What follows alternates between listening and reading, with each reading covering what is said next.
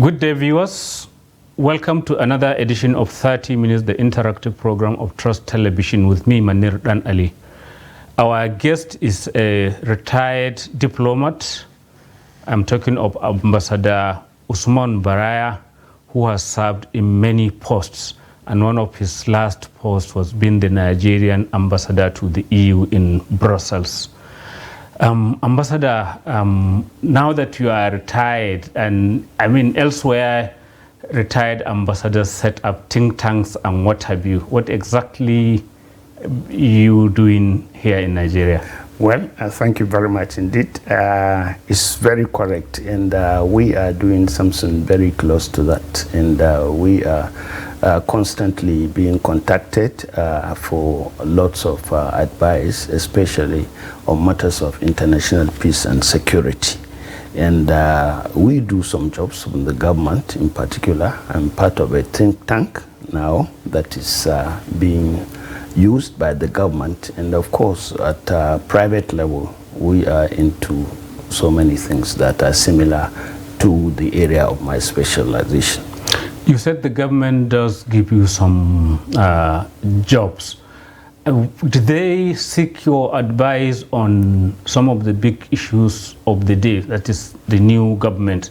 For example, the issue of the coup in Niger, which happened, and the Nigerian government came out strongly, and now it's ended up as a whimper because that junta is now fully established, and they are even saying that the French soldiers, the ambassadors, have given a time frame when they will have to quit. Yeah. Yes, normally it's something to do with this, and to be quite candid, we haven't started anything hitherto with the new government. But under the old arrangement, we are a security think tank comprising various experts in international peace and military strategies, police officers, and the rest of them. And we are mostly accountable to the Honorable Minister of Defense. So anytime issues of this nature arose, then we would quickly gather ourselves. We have a very powerful chairman, General Abdul Malik Jibrin, and he will summon us, will sit over anything that is seemingly serious and contentious. And before the minister, decides on what to do on the way forward, he would look for our advice, among other things, on the basis of which he will make a presentation to the Federal Executive Council and eventually to Mr. President for action. So does that suggest that the new government is maybe probably looking in another direction for this kind of advice, or do you reckon that they are not listening to experts like you before they take decisions on this kind of matters? I don't see it that way. On the contrary, they are doing something. And of course, being a retired ambassador, like you well introduced me, we have an association of retired career ambassadors of the Federal Republic of Nigeria. On a few occasions, I think we've been contacted on matters related to this. You did stress career ambassadors, and many Nigerians don't understand the difference between career and non-career. What exactly is the difference? Because people get confused when they say so number of ambassadors are career, others are non-career. No, it's a very straightforward something. The career ambassadors are those that signed with the Ministry of Foreign Affairs a contract to work for the federal government of Nigeria in the diplomatic field for a period of at least 35 years, depending, of course, the usual contract of the civil service, whichever comes first. 35 years of service or 60 years of age, actual age. Those are the ones that are said, and their retirement, they are pensionable, their job is pensionable. So they grow through the ranks, they rise from maybe being ordinary foreign service officers. Exactly, to officers mid-level and up there to become ambassadors. Whereas the ambassadors, like you are fully aware, it is the instinct of today, which unfortunately is the case. There are so many of them. Nearly, actually, the ratio is such that the non-career ones have even taken over from the career ones. Is it because diplomacy is an all-comers job? Not necessarily. I think it attracts quite a lot of people as something that is comfortable enough for them to retire on. And normally, with the way things are going in Nigeria now, if you cannot make it to an elective post, maybe to Senate or this thing, the next thing is you look forward to appointment as a board member or an ambassador, as the case is. And it's one business or one profession that is attracting all professions. You have many former professors, many former vice chancellors, former generals, and what have you. Everybody. And does that impact on the effectiveness of our foreign policy? Because there must be a difference between a trained officer and a non-trained guy who just parachutes in to the field. Oh, definitely it does. It affects the system. It affects the morale and so many other things. Like I told you, this is a group that is rising through the rank. You've given in all your time with necessary capacity building and training, you get to the rank of an ambassador. And that it has impacted so negatively because so many people are looking forward to becoming ambassadors that they have not worked for before. So the end result is that so many of our colleagues end up not heading missions as ambassadors. On the contrary, they would only be given the title ambassador because it's a matter of right, having labored for it for some time, but because of some political expediency, they couldn't make it to head missions. And that is unfortunately the case now. But what about the delivery of the Nigeria's foreign policy? Is that also affected, apart from how it's affecting the officers? Yeah, it is equally very seriously affected because in the situation whereby as a head of mission, you lack the wherewithal of picking up your phone to call the highest authorities back home to tell them what they would do at the earliest possible time, it would naturally affect what you're doing. Because if you have to go through the rudiments of the civil service, you have to write back home to the head of department overlooking your region, and it gets up to the permanent secretary, to the minister, before eventually going to the president.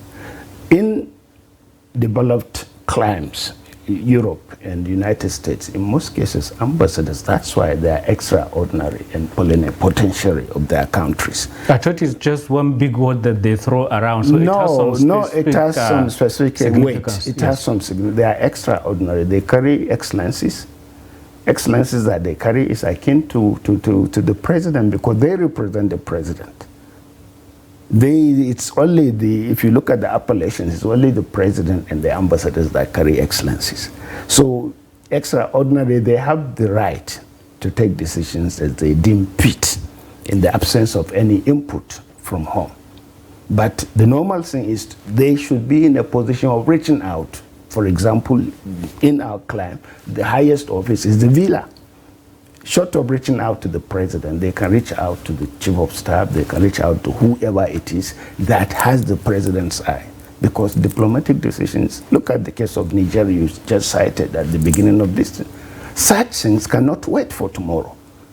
These are decisions that require immediate, attention.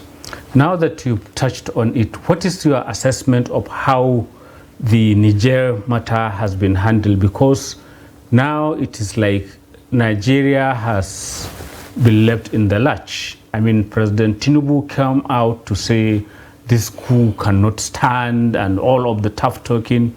Here we are 2 months plus down the line and the military government seems to be sitting pretty. Don't forget that there are certain developments and, taking decisions in international relations, it can never be in isolation of other variables. Don't forget Mr. President had just returned from New York where he addressed the General Assembly of the United Nations. During that meeting or during his speech, he made a lot of emphasis about the situation in Niger, among other important things that are so dear to Nigeria. He mentioned that efforts and consultations were still continuing and were engaging all necessary global stakeholders, especially the African Union. And he had side meeting, during the high level, political events. He met with the authorities of the African Union. even the United Nations Secretary General, they had discussions. It's not that they have kept the scene just in the wind like that. Consultations are seriously ongoing. We have soft pedaled as a nation. Yeah, because the initial listing would pressure everything from the ECOWAS. Even President Tinubu was doing that in his capacity as the ECOWAS chairman. That was the wish of the ECOWAS. But in between, it was realized that it's quite normal. At times, you try to, the speed at which we are going was very, very high. Now we are soft pedaling in order to accommodate other interests that are making a lot of sense to us. Look at what happened. Aside from the normal, following the normal diplomatic channels, look at our ulemas, look at our royalties. They all came in.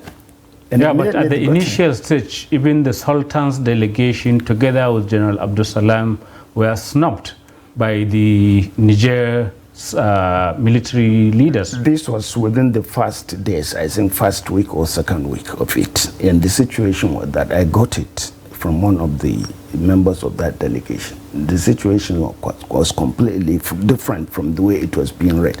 The atmosphere in Niger and in the city of Niamey in particular was extremely tense.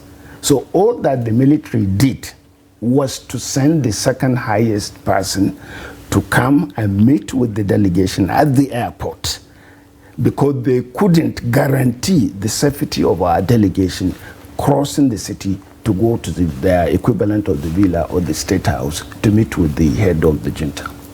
That was what happened. But so far, with all the mediation, I keep emphasizing the new rulers are getting more entrenched by the day. Now the ousted president, Bazoum, is left to go to the ECOWAS court to try to get his fundamental rights affirmed. Indeed. Well, Mr. Manir, you know it very well. Any coup d'etat that lasts more than 24 hours, whether you like it or not, it has succeeded. And this seems to be the situation. But don't forget, to date, there are many countries within the ECOWAS, within the European Union, that don't believe even there is a government in Niger. They refer to them as military authorities or whatever. They give them all sorts of names. As far as they are concerned, it is the government that was constitutionally and that came in through free and fair elections. The government of Mohamed Bazoum, that is the government of Niger Republic. The steps he has taken, including, of course, among others. Don't forget, that's not the only. Yes, it is the one through his lawyers from Senegal, I think. They filed in a case in his favor to the ECOWAS court. Yes, he's not left alone. He is being contacted through other means. But realistically, it doesn't look as if you could be restored back to power. Well, it's not within my confines and yours to say. But realistically speaking also, Nigeria is still sticking to our guns. The ensign of today is democracy. There is no alternative. Military is an aberration.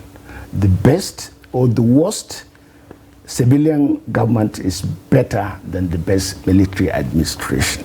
So it is the ensign of today. We believe very strongly in the efficacy of democratic dividends. And that seems to be what every one of us, or most of us in the African continent, are getting. And it is in compliance with our resolved commitments under the global agenda of 2030, or the African Union, agenda about the Africa we want, Agenda 2063. Very interesting point you are making on that, and we'll come back to it when we resume from this short break. Viewers, it is 30 minutes, the interactive program of Trust Television, and our guest today is Ambassador Usman Baraya, Nigeria's former ambassador to the EU and many other posts.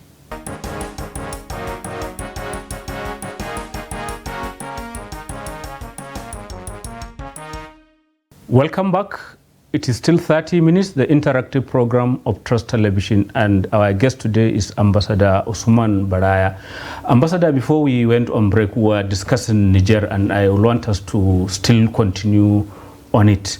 you are saying that Nigeria is still determined, but France, that has more clout and influence, appear to be capitulating because it's announced that it's withdrawing its ambassador and its military contingent that are based in that country before the end of this year. Isn't this a sign that they are fleeing with their tails in between their legs? Yeah, it is. But one thing you have to realize, agreed, France was the former colonial master of Niger Republic.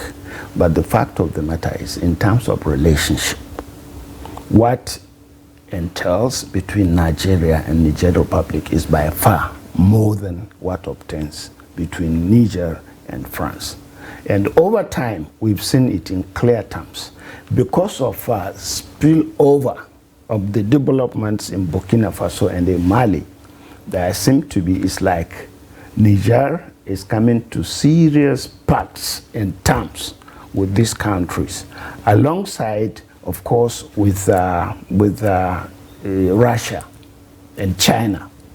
As we speak today, look at part of the things that action we took in Nigeria about, switching of our electricity, going to Niger as we speak today.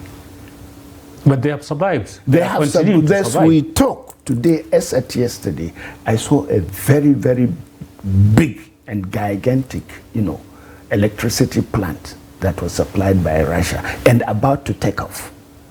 And by when that is done, it is expected that even Niger itself is likely to supply other neighboring countries with power. And there is also talk of them completing their dam on the same river, Niger, which will be contrary to the earlier agreement when Nigeria was doing Kainji, Jeba, and all of that, and agreed to be supplying this electricity that has been cut out. Indeed, that is the main challenge. That is the major challenge, because they were thinking of embarking also on Kandaji, which the names are similar. Yes. Kandaji Dam and the Kainji Dam in Nigeria, and we prevail on them. And it has been working since then. But now it's back on stream. It's back on stream, but from the look of things, most of these things, it is the interest in international politics. It is the interest that underlines everything. So would you say then that both Nigeria and ECOWAS have miscalculated big time over this Niger matter? It's not, they have maybe overshot their distance, but they have not miscalculated. They were just in a hurry, in a haste, to arrive at decisions, believing that it would be efficacious, but it has turned out not to be. What do you make of the Sahel region? Because all these changing alliances and patterns, that you have Mali, you have Burkina Faso, and others who are going into alliance with Niger and kicking out the French and all of that, and saying that if you touch one, you've touched all. Do you see it as something that could endure, or is it just a passing pace? It's a passing pace. On the contrary, I don't see it enduring, because as we speak, it is still the same three countries. But if you extend it further, they also have some Sahelian influence, because on top of Niger, you still have Chad. And on top of Chad, you have Sudan. So and it's Central Africa. And Central Africa. So it's like they have cut across the continent. So even if the question now is, those of us that are threatening them with sanctions, this is just the problem of sanctions that will be affected. Because if you start down from Guinea, Guinea has access to the Atlantic Ocean. And then they transfer whatever they have through Burkina Faso to Niger, and to some extent to Chad, and even down to Sudan. And if you look at reverse-wise, from Sudan, Sudan has access to the Red Sea. And it all comes back to this. And I only see it as a passing pace, because we are doing all that is humanly possible, I mean Nigeria and the continent of Africa, to ensure, don't forget, it was part of the cardinal principles of the even African Union, to ensure by the year 2020, there would be this aspiration of silence in the gun. But it sounds more like aspirational, as you say, because there's so much insecurity, increasing I think last week Timbuktu in Mali was being besieged by the so-called jihadists. Nigeria, it is not yet fully over with Boko Haram and then the bandits, similar in Niger and many other places. How is this affecting the capacity of the state in all these countries to even deliver the services expected of any government? You see, the violent extremism that is called in the Sahel is quite worrisome and is disturbing because it's related with so many political and religious issues. Al-Qaeda in the Maghreb, Boko Haram in Nigeria, and the remnants of what you have in Mali coming into it. And that was why Mr. President, in his wisdom, even during his speech, 3 fundamental things. You mean his speech at the United Nations General Assembly? Because it was the last thing. Yes. I'm trying in this interview to be so contemporaneous, issues of the moment. Yes. Yeah. So in that speech, of course, he itemized things in terms of, priority. The situation experienced so far in Africa has not been a very, very happy one because virtually everything we have tried has come to naught. Next, about democracy and the good governance. And third, in priority, about the security situation on the continent and in the Sahel in particular. And he availed himself of that opportunity to interact with all stakeholders, continental, international, and local, to come to our aid and see what we can do. But beyond the moment of fame, being there at the General Assembly, speaking to other world leaders, is there anything concrete that has been achieved by this first outing of President Tinubu at Onga? Because we've seen the missteps of sometimes giving information as if something is the first time and then they have to retreat. No, I think it's too early to say where, but for whatever it's worth, his outing can be looked at against the background of about 3 layers. The first layer about the global situation vis-a-vis Africa, how we've been suffering over the years. And the need, for example, for a Marshall Plan. He was calling for something similar to what was extended to European countries. But will anybody take him serious? No. Because people have been talking about these plans and... It's not a question of taking quite a while. President. Everybody is entitled to their views.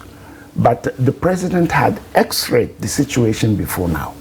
And the thought, he said it very clear, we are not calling for the Marshall Plan per se, but we want equal terms for a credible and meaningful partnership. But isn't it contradictory? Because you are like on one hand begging and then on another you are saying equal terms. They don't add up. In international discourse of these days, we are going into global partnerships that are credible, and these partnerships are impossible.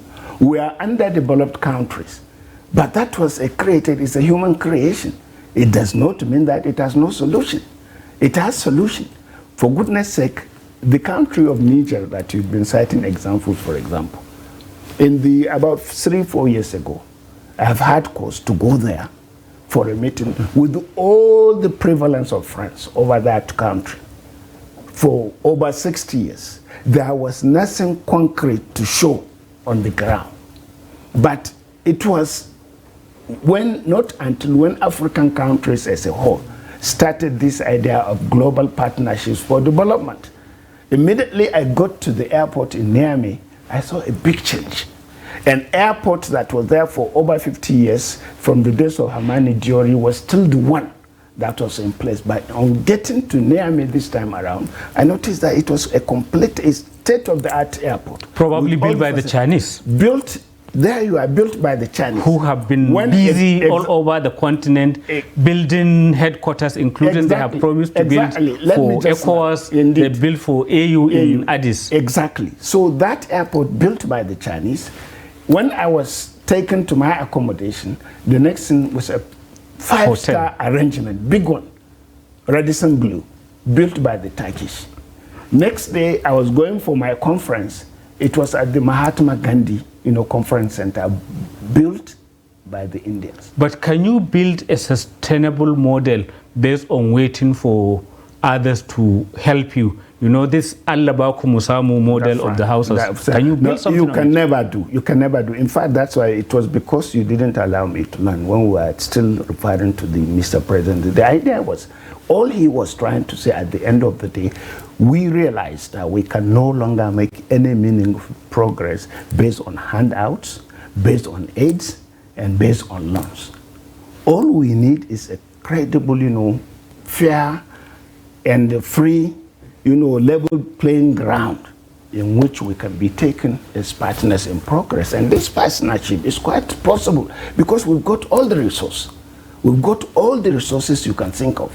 After all, most of their countries were built, were all developed because of our resources. A very good point to end this very interesting conversation with you, Ambassador Usman Baraya. Thank you for coming on the program. Thank you very much indeed. My pleasure. Looking forward to yet another arrangement. Thank you. Viewers, that is the end of this edition of 30 Minutes. Keep a date with us.